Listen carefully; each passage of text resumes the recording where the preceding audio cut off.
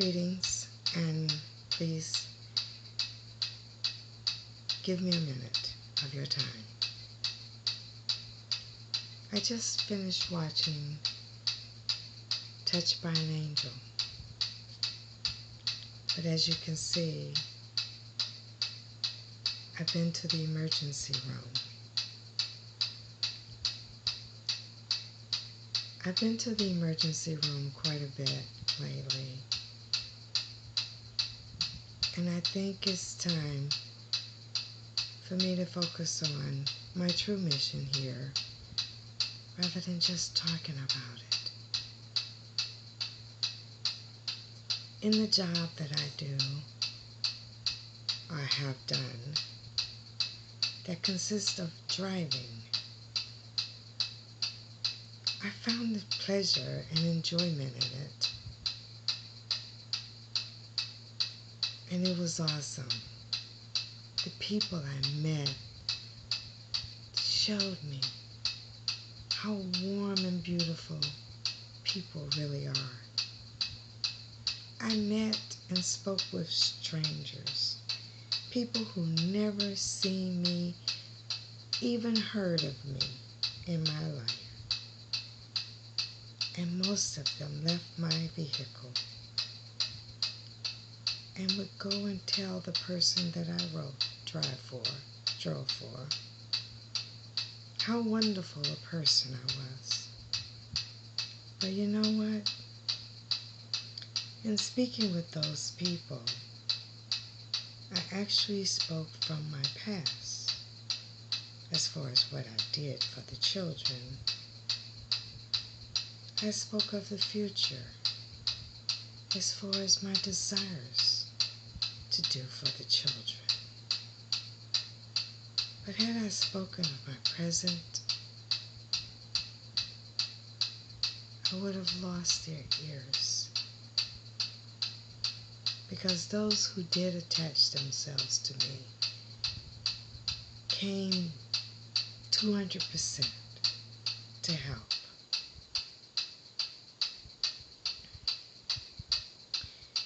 Now I must toss caution to the wind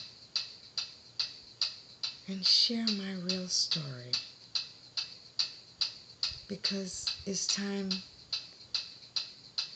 that I'm known. However you choose to hear this, my prayers are for your patience. I am Sharina Mahasin Akil. I was born and raised in Atlanta, Georgia, in what is now called the old 4th Ward area.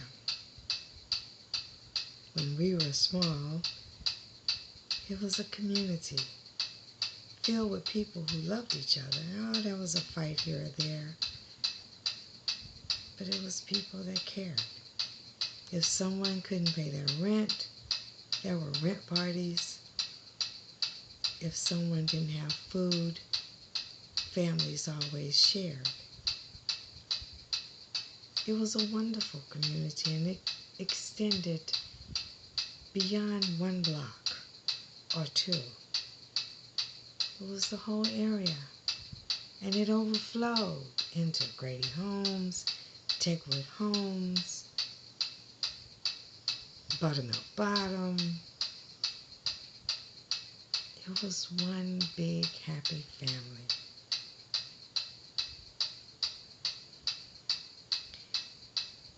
I was born into a family.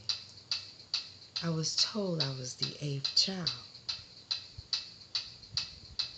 I accepted that because I was just a child. But upon my entering my 8th grade year, I now being 59, I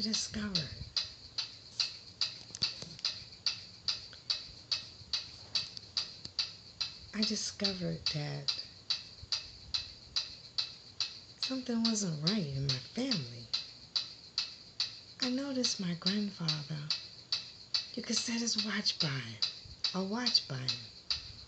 every day. every afternoon on a weekday, I would sit on the front porch, on the stairs, and I would constantly ask my mother, "What time is it? What time is it?" And the reason I did that is because at 4 p.m. sharp, my granddaddy would come over that hill of Forest Road, now known as Ralph McGill. We called him Daddy David. And when my mother would say, "Now, Rena," oh my God, I think I was about, 5? I don't know. I would literally jump. It was about 4 steps. I was sitting on the top step, but I literally jumped from the top step down to the last step and ran out to the curb, the sidewalk, and I'd look up that hill, and the sun was always shining so bright. I could never see nothing, but all of a sudden I hold my hand up because I knew I'd see him in a minute, and surely enough, I see the top of his head, then more of his head, never his face, just his head. And I knew, that's my Daddy David. Oh my God, that's my Daddy David. And when I saw up to the top of his chest, I'd break for a run, and I run up those stairs, up the street, and I go, "Daddy David, that's my Daddy David." And he was a tall, very stern and erect man. And he would bend down, extending his arms out, and he would take me in his arms, and he'd squeeze me, and then all of a sudden he flipped me over and threw me over his shoulders, and I was the tallest person in the world because my Daddy David was tall. He was stern, and he always walked straight, and he always wore these blue coveralls with the bib. He had a white shirt. He had on black shoes. And my Daddy David would always reach into his pocket, and he'd pull out a fresh pack of juicy fruit gum. Oh my God, that little girl was the most important person in the world at that time. I believe my Daddy David knew what that little girl was dealing with inside that home.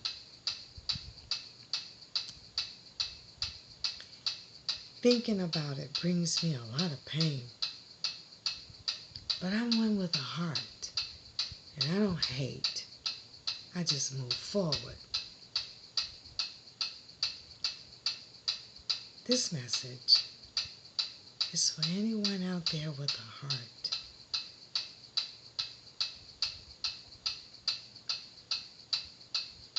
We as a people have problems. We don't like each other. We'll join together and raise all kind of Cain, sand, hell, whatever word best defines it, if another race kill one of us. But when we kill one of us, we don't say a word. The police come in, did you see, and we all quiet. Why do you think our neighborhoods have been consumed with crime? Because we're not participatory. We don't participate. It's not good not to participate. And the evidence is, as you see on the news repeatedly. We are being killed. Our babies are being shot down in the streets. and we're helping. When we remain silent, we're helping. Those of us with wealth, God bless you. God bless you for your accomplishments and your achievements. But God bless you also to turn around and see. Remember the picture of the man who extended his hand over the wall that apparently he had gotten over. And then there was a hand reaching up of the same color. That man was reaching down to grab that hand with the gesture to help them over. That's what our communities used to be. But now when we get over, oh, I don't know those people. I have nothing to do with those people. Oh, I will allow them to marvel over me. I will allow them to praise me. But other than that, I will flaunt in their face my victories, my wealth, my stardom. And who gave you that stardom? And why did they give you that stardom? Oh yeah, you're good. You're very good. But those that create the kings and the queens of American, Hollywood or the media or whatever you want to call it, they had to have seen something genuine in you that they could capitalize on. And they did a wonderful job. And you deserve it. You deserve it all.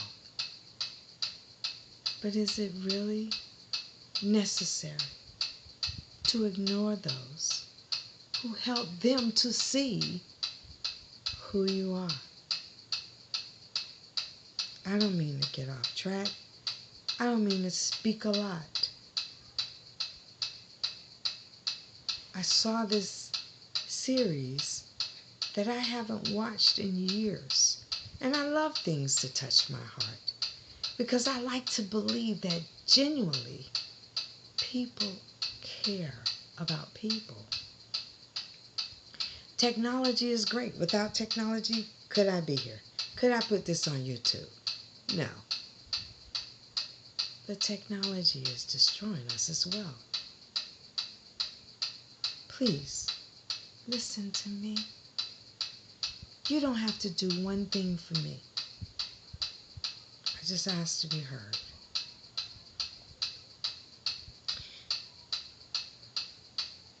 My granddaddy would take me home with him on Friday nights, and usually I spend the weekend with them. But as I got older, I developed chores and responsibilities in my home. I had to take care of those things before I could do anything. And one thing I loved doing on Saturday was going outside. Well, first of all, I love Saturday morning cartoons.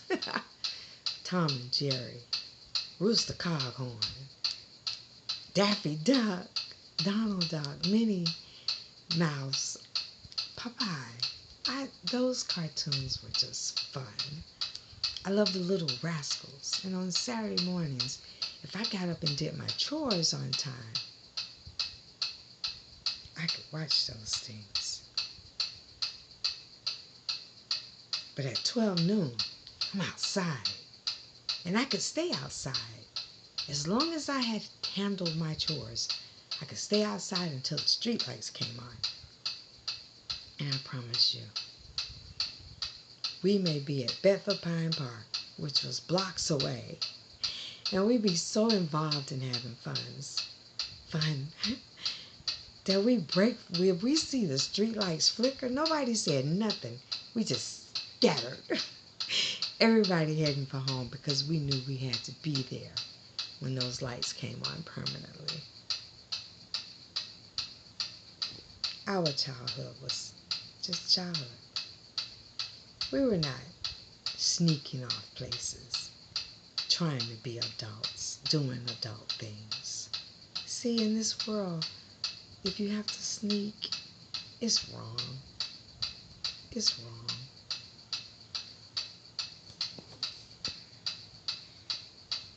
Listen to me.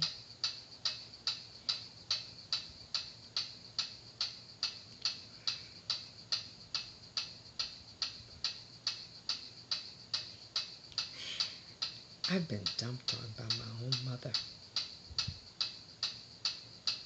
I seen the hatred in my mother's eyes when she looked at me. I've been beaten because of what she said. Or because of what, no, not what she said, but because of what my so-called sister said about me. And they were lies.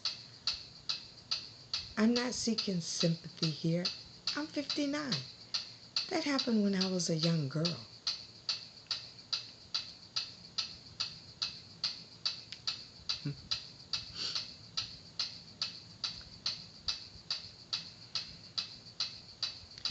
I left home at 17. I had to. I believe my siblings were programmed, the ones that stayed around. I believe they were programmed to hate me. I was programmed to kiss behind. I was programmed to honor my elder sisters and brothers. And there was one who loved me, at least I thought so. But as later on in life I discovered, that was just a figment of my imagination.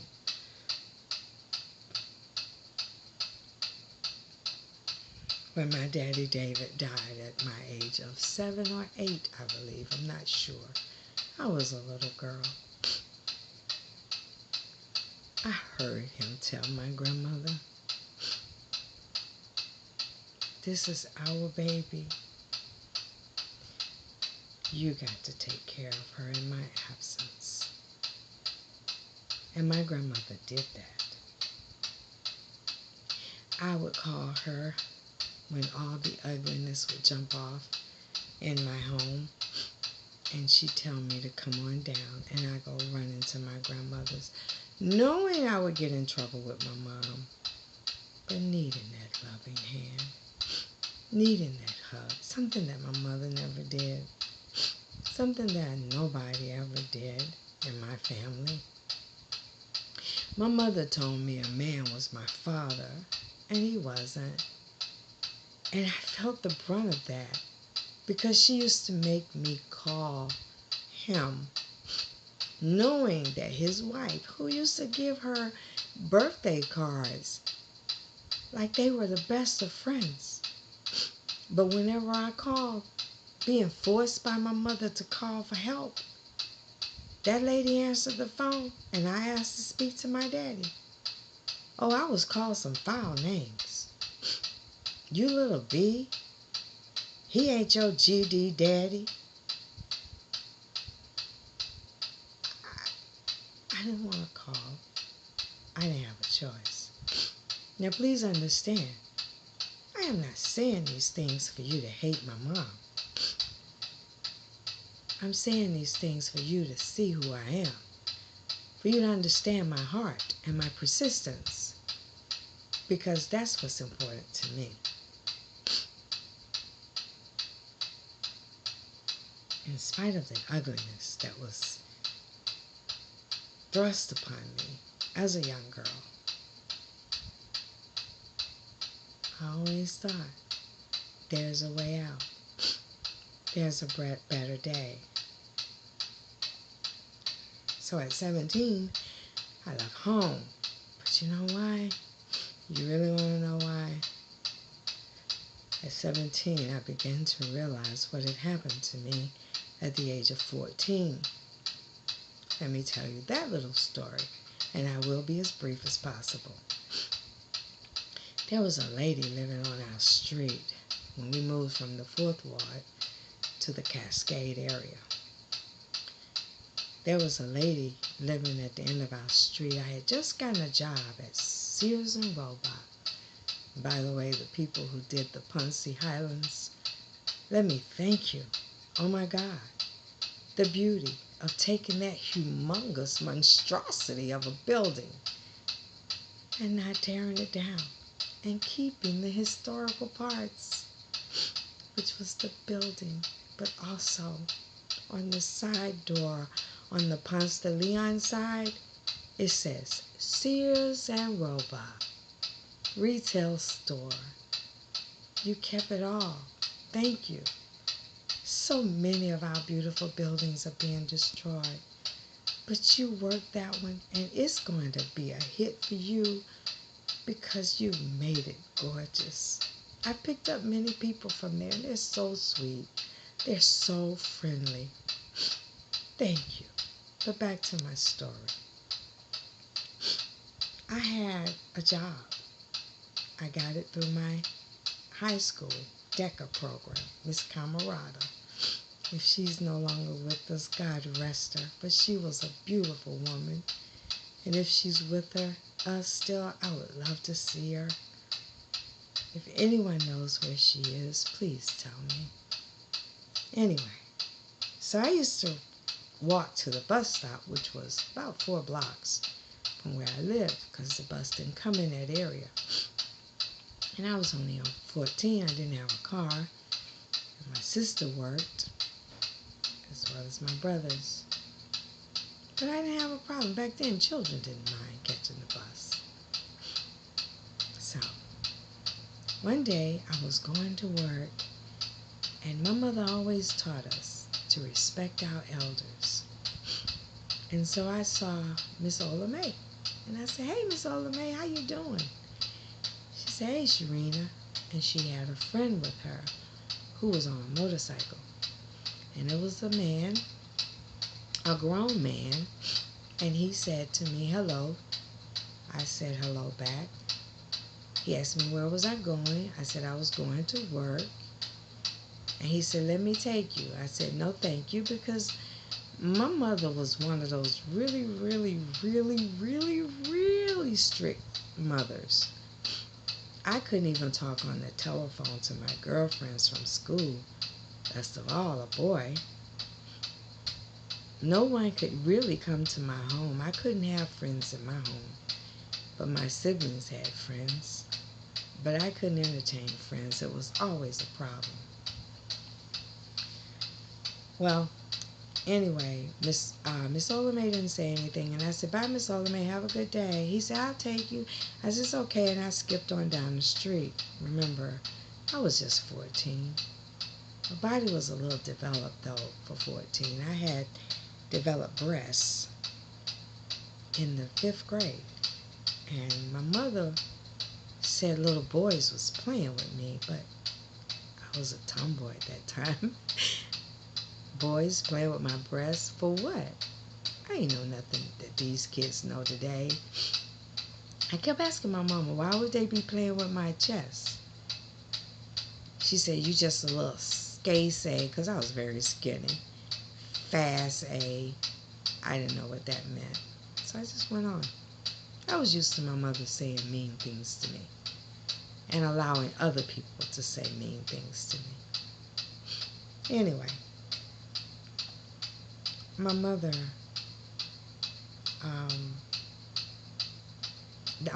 the next day, I was going to work again, and Miss Ola May and this gentleman was standing in the driveway, and this time he was in a little white sports car. I think it was a Triumph TR7. And Miss Ola May asked me to come up the driveway. She said, "You going to work again?" I said, "Yes, ma'am." She said, "Come up here. I want you to meet someone." So I went up, and she introduced me to this man. And she told me he was going to take me to work. I said, "Miss Ola May, my mama." She said, "I know your mama." She said, "You'll be all right." She said, "Let him take you to the bus stop." So, in respecting my elders, I let her do this. And in doing that, we drove to the bus stop, but not at the one that I normally catch.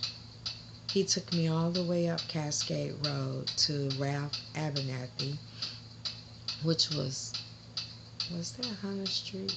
I don't remember. But anyway, there was a lady there selling dolls, but they were pillow dolls. You know, it looked like the Southern Belle with the beautiful dress, but it was draped over a pillow. You know how, like Gone with the Wind, the women wore the big wide bottom dresses? Well, the pillow dolls was just the top portion of a doll with this beautiful bottom. And he said, "You like that?" I said, "Oh, they're so pretty." And he bought it. I said, "Sir, I can't take that." I said, "If my mama find out that I'm in this car with you, I'm going to get it. Trust me, I'm going to get it." He said, "Oh, your mama be all right." He said, "Here, take the doll." I took the doll, but I was going to give it away. I didn't want my mama. Believe me, the wrath of my mother was something nobody wanted to confront. So I go to work. I get on the bus and I go to work, and I'm admiring this doll and hating that I got to give it away. But I knew what I had to do. So I took the doll to work and I put it up, thinking I would give it to someone, but I forgot about it. Well, I get off of work at 9 o'clock. I was a dressing room attendant. And I had this manager who was kind of mean. I don't think she liked me too much, but I did my job as best I could. Well, all of a sudden, about, I guess, 15, 20 minutes to 9, I see this guy come down the hallway, the aisle. And he don't come to me. He goes to this lady who is my manager.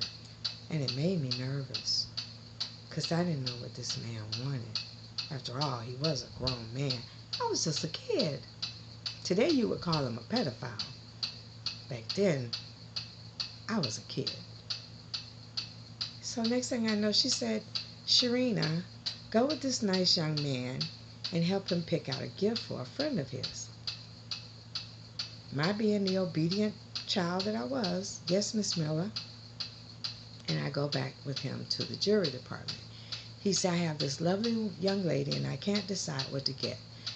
And I helped him pick out this beautiful watch. It was so pretty. It had diamonds.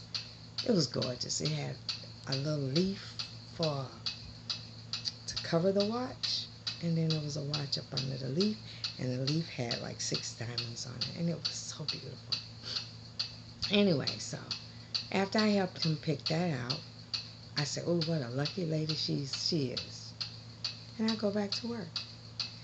Well, when the store closed and I cleaned up my area, I was excused by my manager and I went and I punched out. And when we punch out, there's a door. We all have to go out.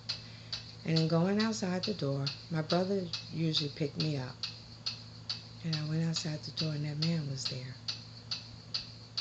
And he said, "Come on, I'm taking you home." I said, "Oh, no, no, no, my brother coming to pick me up." He said, "Your brother's not coming tonight. I talked to your mom. I'm taking you home." No. He said, "Go call your mom." So I go back in the store and I call my mom. And she said, "Yeah, Wallet's not coming tonight, so you come on home with him." Yes, ma'am. When I get in the car, I'm scared now because I don't know what's going on. I know my mama. So I just know when I get home, I'm going to get this serious beating. So I get in the car and I sit close to the door because I don't know what has happened. But I know I'm in trouble. And this man, he was nice now. Don't get me wrong. He was very nice. But he reaches in the back of his seat and he pulls out this gift box. He said, "Here, this is for you." I said, "Sir, I already got to give an account of this pillow. I can't take that." He said, "Yes, you can. I've already discussed it with your mom." Now I'm 14 years old. I don't know what he's talking about.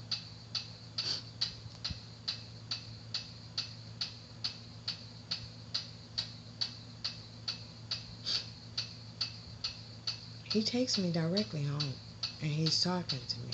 And you know what was in the box? It was that diamond watch. I'm going to die. That's what I kept saying all the way on. This man was talking to me. I didn't hear nothing he said. I knew I was going to die. When I got home, the house was dark.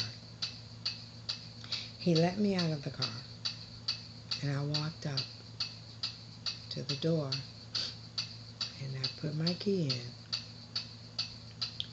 and I went, my mother's TV was on, and I went straight into her room, and I went, the gifts entered the room before me. And after I entered the room, I was, Ma, I'm sorry, I don't know this man, Miss Oldman. Ma, I'm sorry, I didn't do nothing. I promise you, I'm pleading for my life here. Because like I said, I know my mom. You know what she said to me? She said, Rena, turn on the light. Let me see your gifts. I'm going to take my glasses off. I want you to see my face. Ma'am?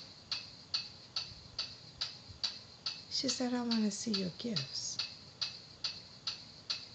Ma, I didn't ask him for this.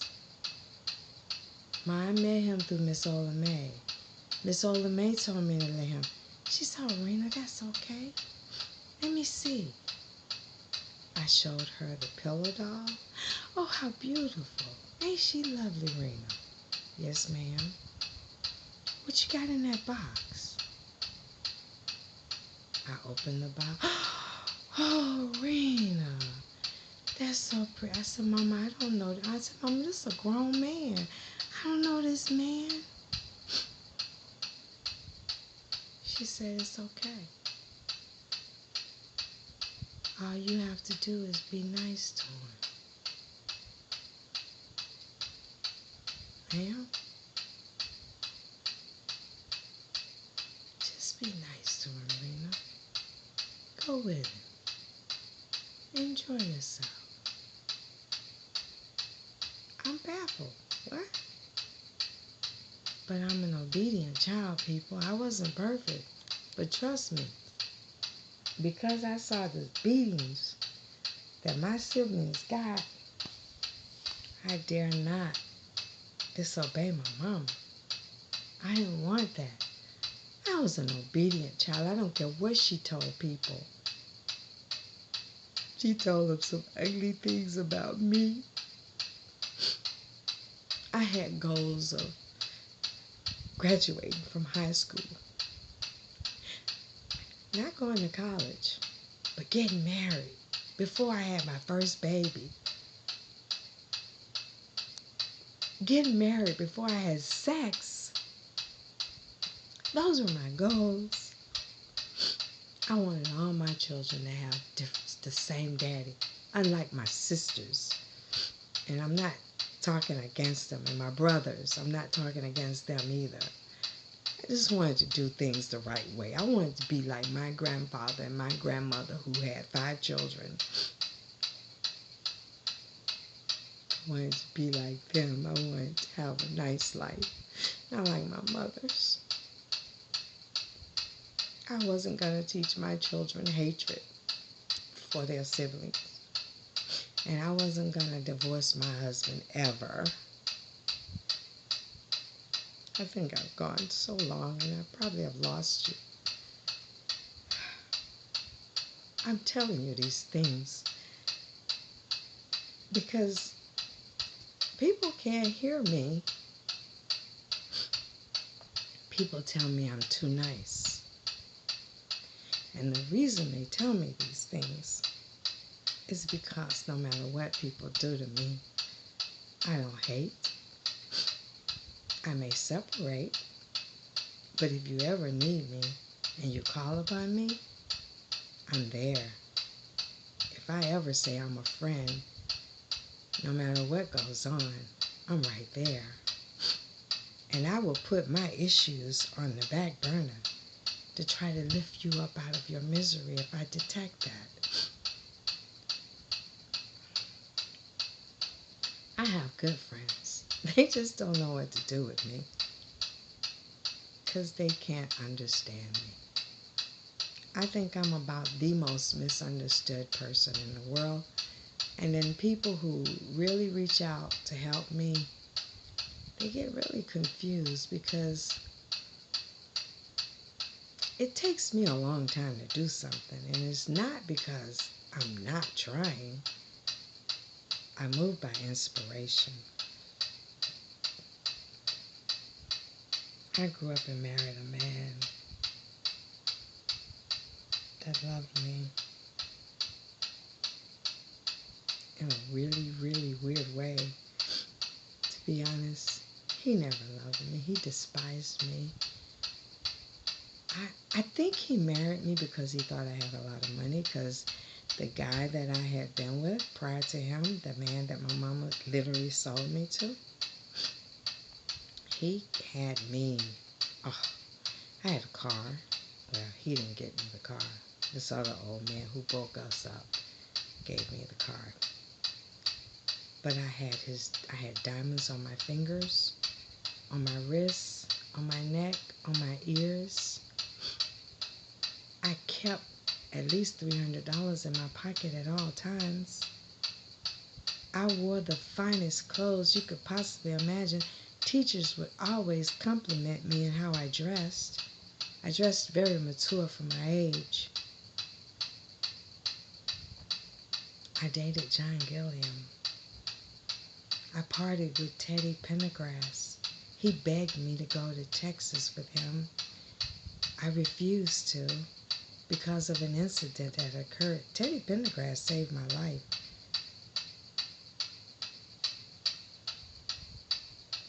That's another story. My stories are long, and they're very interesting. People tell me all the time I need to write a book. Let me tell you my passion, and maybe you'll understand why this is my passion. I have a nonprofit organization called Kids in Discovery of Self. Oh, I don't care if I'm the CEO. I don't care if I'm not even a board member. I just want to see it implemented. I have programs and directions and complexes that I want to erect where it's just for children, teenagers. I want them to come in and have innocent fun. I want them to learn how to care and share. I want them to learn who they are. And then I want to open the doors for other nationalities and races because, yes, America is a beautiful melting pot. But we still need to know who we are and where we came from. And it's a crime for a child not to know their heritage, where they come from, what they're really all about. To believe that they're hated by every race on the planet, as well as their own. They need to know why all these things are happening. And yes, that's what I'm about. But my life twists and turns, and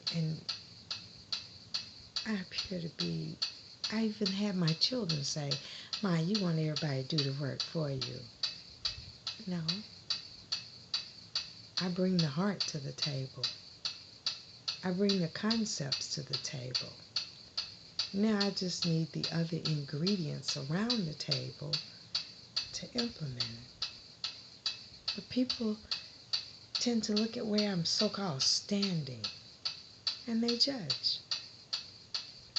Mr. Driven of WSB, Channel 2 News, they did a horrible injustice, and no, they're not the only ones. All the news stations during that time came against me and my family.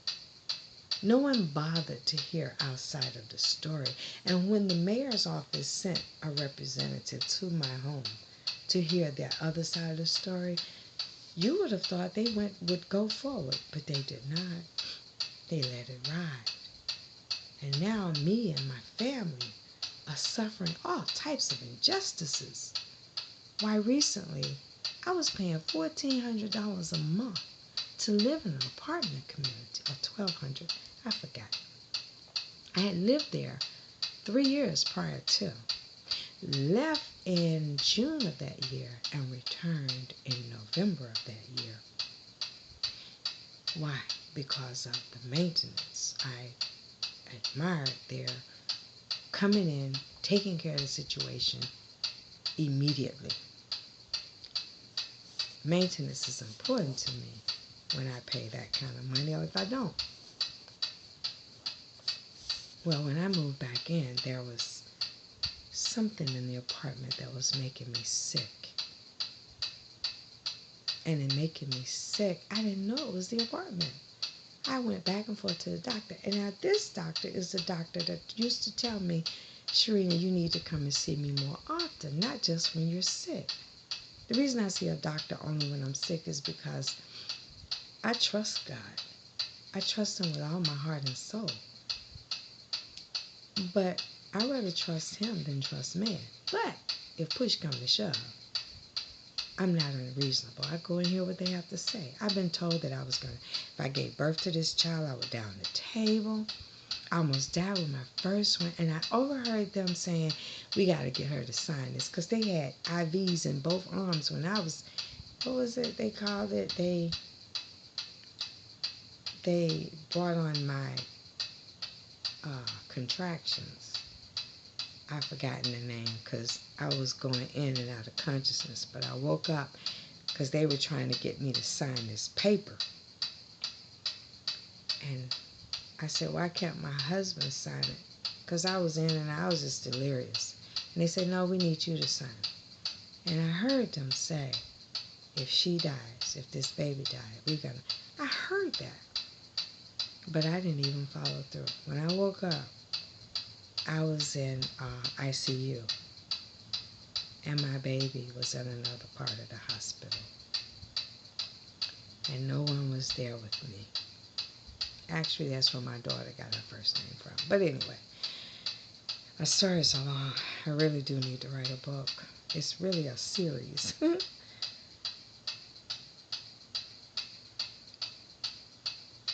As I said when I first started talking, within the past year or two, I've been in 3 accidents since May, 4 since May, and there was one last year.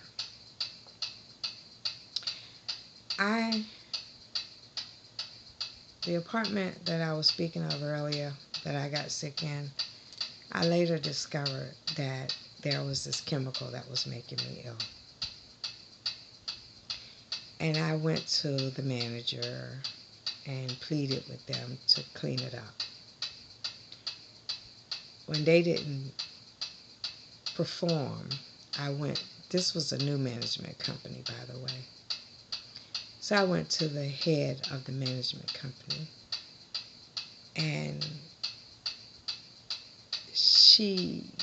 I don't know, but anyway, when I discovered it was the apartment, I had to talk to an attorney over the phone, and he told me I had every right to move if they didn't want to. And they did come to me and say, okay, you can move, but I asked them where they're going to transfer all my stuff, and they told me no. Now, I had just spent a lot of money getting in that unit. I didn't bring the dust with me. I had been sick, and they insulted my intelligence. So I had a doctor tell me, because I filed a small claim case against them. And it's strange. They can go file a warrant against me, and I'm served the next day or two. But when I filed the warrant against them, it took them 6 months to serve them. And during that time, my doctor told me this substance would never leave my system. I had this beautiful voice, but now if you can listen carefully, there's a raspiness about it. I have a nostril issue where sometimes I can smell, sometimes I can't. Sometimes I can taste, sometimes I can't. But doctors are telling me they don't see any signs of it. I had an attorney because my doctor told me you need to drop this case and get you a lawyer because you could get sick from this stuff later on in life. And well, that sounds right to me. But he turned me on to an attorney that acted like she didn't know what she was doing. I had been with doctors before in cases, and they are not doctors, attorneys, and they got me doctors. And I didn't know nothing else. All I did was what I was told to do. This lawyer kept calling me saying, "Oh, you don't have enough medical bills. You got to get more medical bills." So I ran into an attorney in my car who told me, "Well, we can handle your case." I told him everything. "Oh, we got doctors, we got this, we got that. We know we can handle this. We need your file." But she's not going to give you the file until you release her. Release her? Well, we got to look at the file, but I believe we can help you. I release her. When I release her, she put a $60-some thousand lien on my case. They said it was like going in upside down. And guess what? They wouldn't take the case. I proceeded to try to find other attorneys. I called the Bar Association so many times, it was not funny. Anyway, I moved because I couldn't take the sickness anymore. In my moving, they put on my credit report $5,000 to $7,000, $8,000? I don't know exactly. They said I skipped when I didn't. The lawyer said that there was this clause, invisible clause, that was known that when you rent a space, it's supposed to be for health or whatever.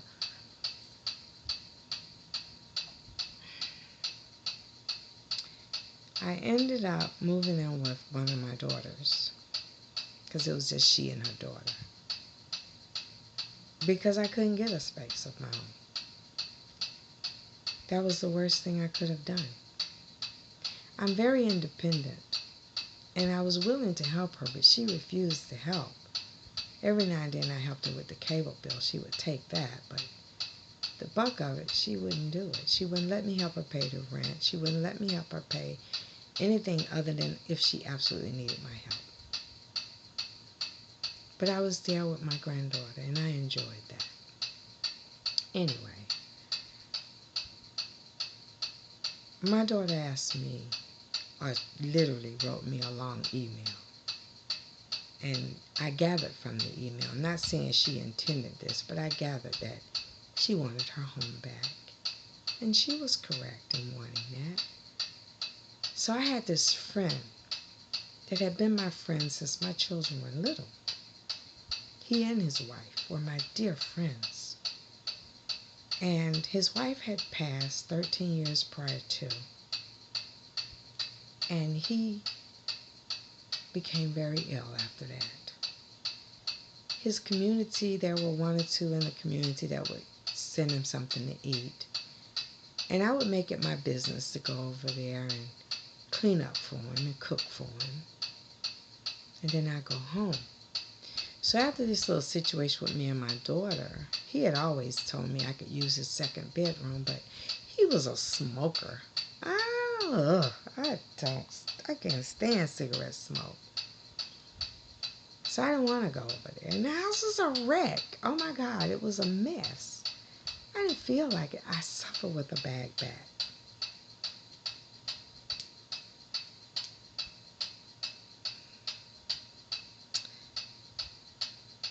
But after the situation with my daughter, she told me because I told her, I said, give me 2 weeks, I'll be gone.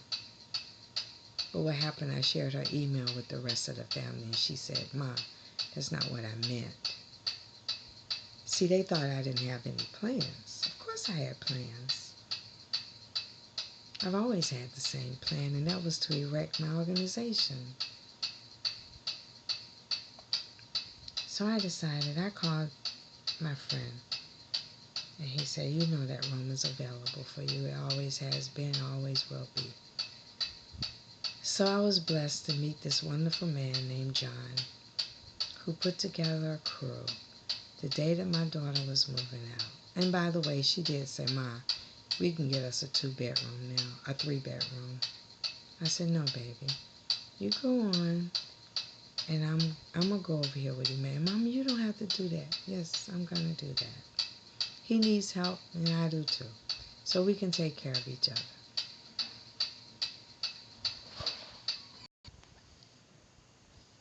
I apologize. I just spoke with a friend of mine, and I realized this is a book. But this is one final plea that someone would take a moment and hear me.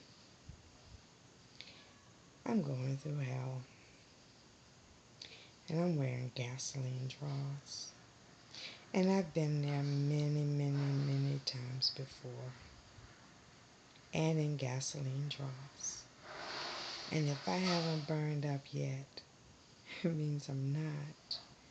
As I said, I looked at that series, Touched by an Angel, and I saw me. I have a heart that no matter what people do to me, no matter what people say to me, no matter what people's opinion of me, I still love, I still try to help, and I do help. I've helped people getting in my car with tears in their eyes. I've helped people who were confused, and I especially love to help the children. Mr. Triardon, this really is for you. I need to speak with Edward Murphy. You are that door. Help me walk through it. Hi, it's me again. I apologize for the lengthiness of this. I don't even know where I left off. But I do know, as I was trying to state earlier, there's a gentleman at WSB named Mike Triardon. I received his name from Monica Kaufman Pearson. Years ago, a severe injustice was done to me and my kids. All these crazy things that's going on in my life, the gentleman that I moved in with, that I took care of, took him back and forth to the doctor's office, cooked for him, cleaned for him, and he was mean to me. Told me to get out, knowing I had no place to go. But eventually he got up out of his sick bed to take me to the office and convinced the lady to let me stay in case of his demise. The lady and I had a personal run-in because of a flooring that she insisted that I ordered, but I didn't. And because I would not allow her to charge me for it, she became an arch enemy of mine. Honestly, I can't say that what the news media did to me and my children did not create something to trigger in the minds of people when they heard our names to make them think negatively of us. Because it was a horrendous thing, but they made it appear as though my children were part of a gang, and that's the one thing I fought against. I just became an advocate for kids because the schools were so quick to put them out for any little thing. So I went to this gentleman after speaking with Miss Kaufman, and she said he was the one that if the news station said anything wrong, that he was the one to make it right. Now I must admit that I did sort of say, okay, if you can't do this, then do this, do this. There's a lot of things, because like I was saying earlier, I had $7,000 put on my credit report, and I was suffering with sickness. I mean, flu symptoms that happen every so many months. Loss of taste buds, loss of sense of smell, loss of the beautiful voice that I had once upon a time. Runny nose. I mean, sometimes bubbles. I could be talking to people and all of a sudden stuff running down my nose so fast that a bubble will come out. Being a person who's striving to erect an organization to help children, this is my public face.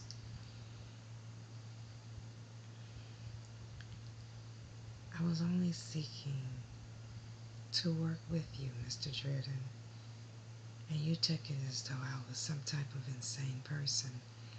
And I came to you and I showed you that I was not insane, different, maybe a little odd, but there's no way you could juggle the things that I juggle and appease people the way that I appease them and humble the way that I humble and be insane. I do believe there's more than one reason why I'm on your path. You asked me why did I come to WSB. You're the largest audience. Why not? But I didn't even ask you to make a decision. I simply requested that you sit down with no pressure for time and chat with me, hear me, and then make a decision to do whatever. I even said that if you agreed not to help me, I would walk away. When you refused to do that, I came down and I spoke with you. I let you know I was coming. That's how respectful I am. And you came with security. Not head of security because, well, anyway, I'm not going to go there. But you brought someone from security with you who stood at the desk with the ladies. And so I was going to make a scene. Did I make one? No. You said you had to go into a meeting. I said what I had to say. You made a promise you was going to look into it and get back with me. And what did I do? Got up and walked away. Months passed. I came back and I left a card. I told the lady I'm not trying to impose on his time. I just need to speak with him. And on the card I said, why are you avoiding me? Months have passed again and still nothing. And watching Touched by an Angel, it's like God was showing me what I needed to see. And what I needed to see was, I'm gifted. I have gifts. I don't have money, but I have ability to make people feel positive and good. I have the ability to help young people focus with understanding. There was a young lady whom I love so much. I got her because she threatened suicide. She was only 14, but she was a straight A student and she was talking about leaving school. I asked her family, her mom and her dad, who were separated by the way, if I could speak with her. And they gave me that permission. I would pick her up on the weekends. And I listened, and I listened, and I listened. And we did things. I got it to my daughters. Guess what? After so long, she started repeating herself. And I started going over some of the things she said. She began to understand. And this young girl went back to school, graduated early. I think she's coming out of college now. I have a gift.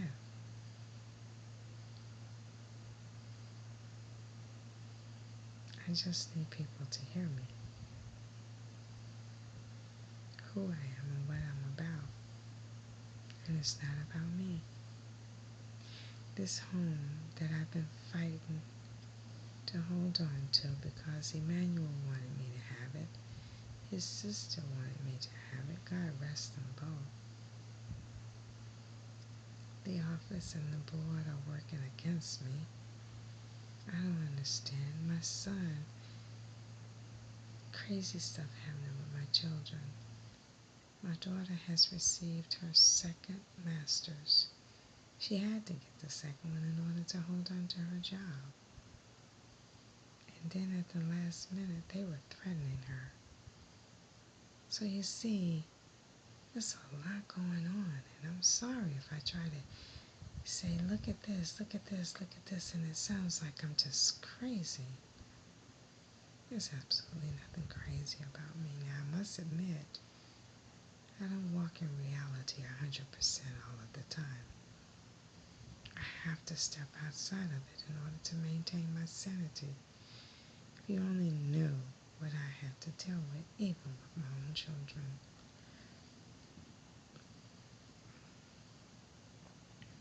I can only pray you're listening, sir.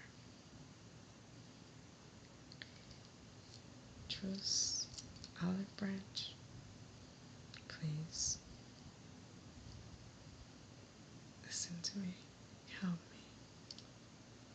I don't know where my dad is, but I got a message the other day that I thought my mama's feelings towards me had changed. They haven't. She's using my idiotic brother to keep me at bay, not because I'm afraid of him. I suffer with a bad back. And every time I go over there, he's challenging me. And I've been beaten by my husband, and I've stood toe-to-toe with some men in this life. I told my daughter's young men who came to visit, I told them, if you break this because their daddy not here, don't mean that you're going to hurt my babies. Now, if you hurt their heart, nothing I can do about that. That's between you and them. But if you put your hands on my child, then you got to deal with me. And no, I don't call the police. I will handle you. Then I'll be ready for your mama, your daddy, your uncle, and anybody else that want to step this way. I told another friend, God rest him, when he threatened me, he thought I told the office something about him, which I didn't even know what he was talking about because I didn't know he did what he said he did. And he said, yeah, when I find out who really did it, I'm coming at him with me and my boys. And we gonna kill mama, daughters, and granddaughter children. At first I thought he was jesting. But when I saw he was very serious, I said, excuse me. Let me help you understand something. Yeah, you need to research this and make sure you find the right person. Because should you come near towards G5, that's where me and my family lived, I promise you, you and your sons will regret that day. I said, because I'm going to tell you, I serve a God that says, vengeance is mine. And as long as you're not the aggressor, I will send angels to be by your side.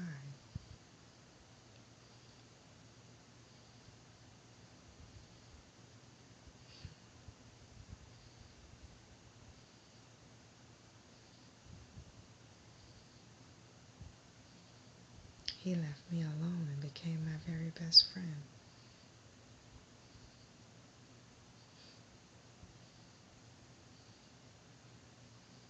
I've had so many obstacles placed in front of me. My life has been torn with on the big screen. Not just once or twice, but many times. Mr. Draven, I got an awful lot of pressure on me and I'm very, very tired, and I think that's the reason I'm having the accidents. I can't explain to you why, but I do know that I'm being blessed in miraculous ways. And no, I don't want to talk to you about God. I don't have to. He emanates from me. My very core represents Him, or my concept of Him, which is love, which is peace, which is sharing and caring. All I want to do right now is turn this little unit that I've been given by the grace of Him into a community center. I hate that I have to live in one part of it. That's just the bedroom and the bathroom. But it's so small. I want to renovate it, and I want to furnish it beautifully. Because I feel like if I can give the kids something better than what they have, I know they'll listen. Because that's what I did in my home when my children brought in stray children, or just their friends. And all those children are doing nice now. Will you help me? That's all I really want. What's going on with me and my family? We'll be okay. But you're helping me to get the story out about kids and discover yourself. And not only help the children, but you'll bring reconciliation to my family. And that ugliness that's subconsciously triggering the mind to look at us in a negative way will change. Please, don't make me make a fool of myself, because it's apparent to me that you and I need to talk. That you're on my path, and you've been placed here. I didn't come looking for you. I received your name, trying to conclude something that I think has a negative effect on not only my life, but the life of my children. Justice has worked against us for years, totally against us. Forgive me for my display of emotions. Forgive me for the lengthiness of this, whatever you want to call it. But thank you for listening. I do pray for peace between all of us. And I certainly pray for peace in my life. By your grace, by His grace, His will be done. With ISIS getting as large as it is, people are seeking change for the better, and they're attaching themselves to such evil. It's a better way. If we would stop being so afraid, the world would instantaneously change. But it's changing, and it's changing for the better. Yes, I have a lot to say. Thank you for listening.